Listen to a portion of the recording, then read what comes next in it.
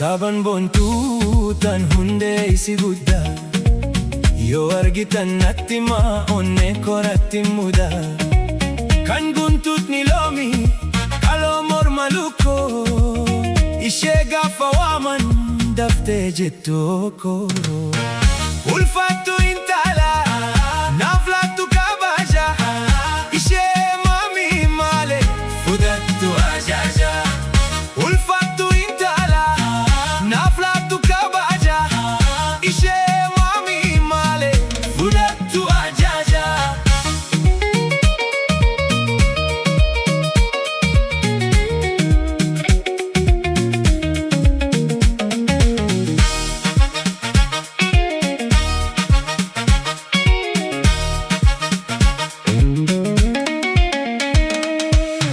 Amala kabeetti simboon gifti guutuu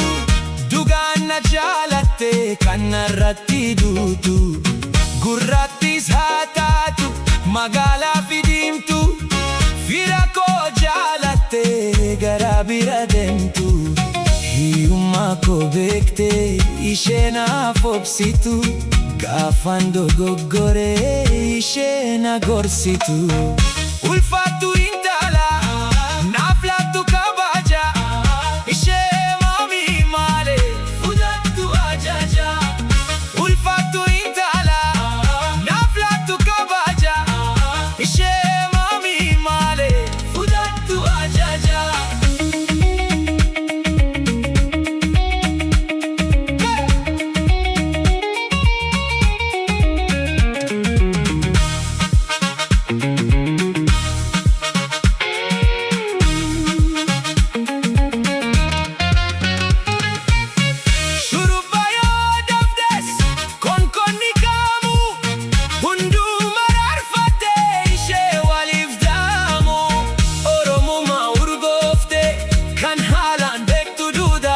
Yoo argitan natti himaa